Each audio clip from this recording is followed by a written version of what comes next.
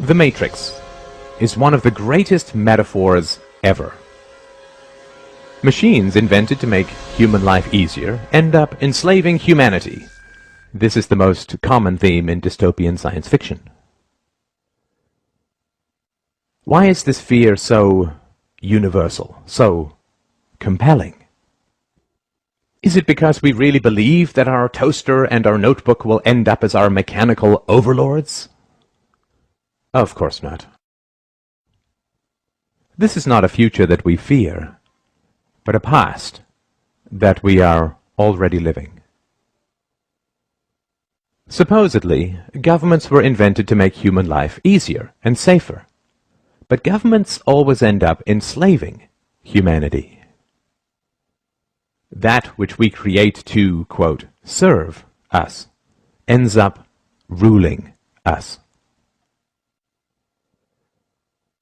The U.S. government, by and for the people, now imprisons millions, takes half the national income by force, overregulates, punishes, tortures, slaughters foreigners, invades countries, overthrows governments, imposes 700 imperialistic bases overseas, inflates the currency, and crushes future generations with massive debts. That which we create to serve us ends up ruling us. The problem with the state as servant thesis is that it is historically completely false, both empirically and logically. The idea that states were voluntarily invented by citizens to enhance their own security is utterly untrue. Before governments in tribal times, human beings could only produce what they consumed. There was no excess production of food or other resources. Thus there was no point owning slaves, because the slave could not produce any excess that could be stolen by the master. If a horse pulling a plow can only produce enough additional food to feed the horse, there's no point hunting, capturing, and breaking in a horse. However, when agricultural improvements allowed for the creation of excess crops, suddenly it became highly advantageous to own human beings. When cows began to provide excess milk and meat, owning cows became worthwhile. The earliest governments and empires were in fact a ruling class of slave hunters who understood that because human beings could produce more than they consumed, they were worth hunting, capturing, breaking in, and owning. The earliest Egyptian and Chinese empires were, in reality, human farms, where people were hunted, captured, domesticated, and owned like any other form of livestock. Due to technological and methodological improvements, the slaves produced enough excess that the labor involved in capturing and keeping them represented only a small subset of their total productivity.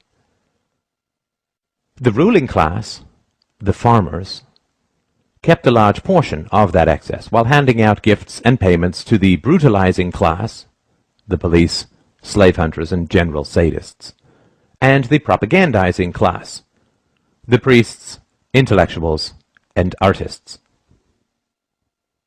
This situation continued for thousands of years, until the 16th to 17th centuries, when again massive improvements in agricultural organization and technology created the second wave of excess productivity.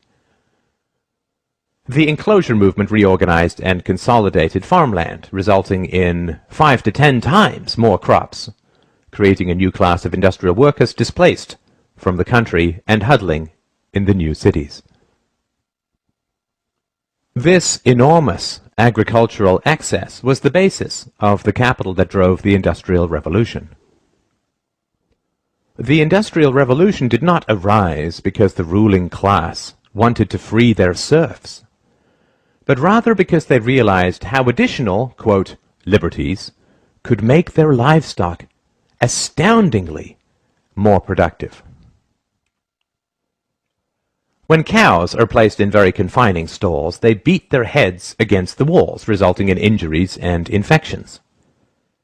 Thus farmers now give them more room, not because they want to set their cows free, but rather because they want greater productivity and lower costs. The next stop after free range is not freedom. The rise of state capitalism in the 19th century was actually the rise of free-range serfdom. Additional liberties were granted to the human livestock not with the goal of setting them free, but rather with the goal of increasing their productivity. Of course, intellectuals, artists, and priests were, and are, well paid to conceal this reality. The great problem of modern human livestock ownership is the challenge of enthusiasm. State capitalism only works when the entrepreneurial spirit drives creativity and productivity in the economy. However, excess productivity always creates a larger state and swells the ruling classes and their dependents, which eats into the motivation for additional productivity. Taxes and regulations rise, state debt, future farming, increases, and living standards slow and decay. Depression and despair begin to spread as the reality of being owned sets in for the general population. The solution to this is additional propaganda, antidepressant medications, superstition, wars, moral campaigns of every kind, the creation of, quote, enemies, the inculcation of patriotism, collective fears, paranoia about outsiders and immigrants, and so on. It is essential to understand the reality of the world. When you look at a map of the world, you are not looking at countries, but farms. You are allowed certain liberties: limited property ownership, movement rights, freedom of association and occupation, not because your government approves of these rights in principle, since it constantly violates them, but rather because free-range livestock is so much cheaper to own and so much more productive. It is important to understand the reality of ideologies. State capitalism, socialism, communism, fascism, democracy. These are all livestock management approaches. Some work well for long periods, state capitalism, and some work very badly, communism. They all fail eventually because it is immoral and irrational to treat human beings as livestock. The recent growth of freedom in China, India, and Asia is occurring because the local state farmers have upgraded their livestock management practices. They have recognized that putting the cows in a larger stall provides the rulers more milk and meat. Rulers have also recognized that if they prevent you from fleeing the farm, you will become depressed, inert, and unproductive. A serf is the most productive when he imagines he is free. Thus your rulers must provide you the illusion of freedom in order to harvest you most effectively. Thus you are allowed to leave, but never to real freedom, only to another farm, because the whole world is a farm. They will prevent you from taking a lot of money. They will bury you in endless paperwork. They will restrict your right to work, but you are, quote, free to leave. Due to these difficulties, very few people do leave, but the illusion of mobility is maintained. If only 1 out of 1,000 cows escapes, but the illusion of escaping significantly raises the productivity of the remaining 999, it remains a net gain for the farmer. You are also kept on the farm through licensing. The most productive livestock are the professionals. So the rulers fit them with an electronic dog collar called a license, which only allows them to practice their trade on their own farm. To further create the illusion of freedom, in certain farms the livestock are allowed to choose between a few farmers that the investors present. At best, they are given minor choices in how they are managed. They are never given the choice to shut down the farm and be truly free.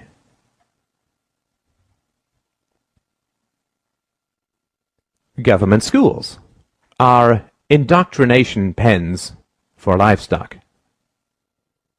They train children to, quote, love the farm and to fear true freedom and independence, and to attack anyone who questions the brutal reality of human ownership. Furthermore, they create jobs for the intellectuals that state propaganda so relies on.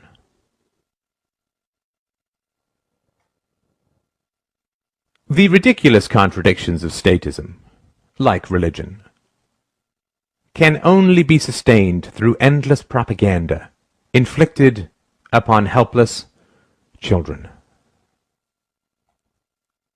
The idea that democracy and some sort of social contract justifies the brutal exercise of violent power over billions is patently ridiculous. If you say to a slave that his ancestors, quote, chose slavery, and therefore he is bound by their decisions, he will simply say, if slavery is a choice, then I choose not to be a slave.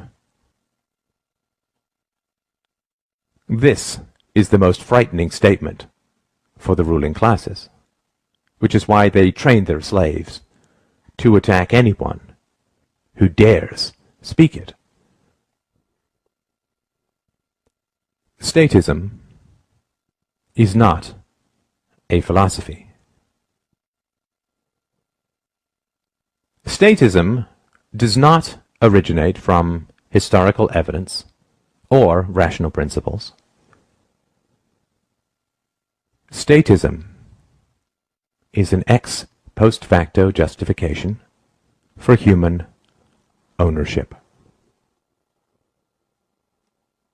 Statism is an excuse for violence.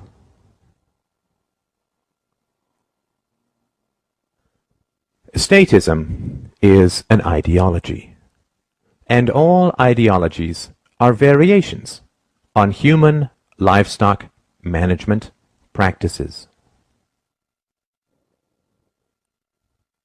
A religion is pimped out superstition, designed to drug children with fears that they will endlessly pay to have, quote, alleviated. Nationalism is pimped out bigotry, designed to provoke a Stockholm syndrome in the livestock.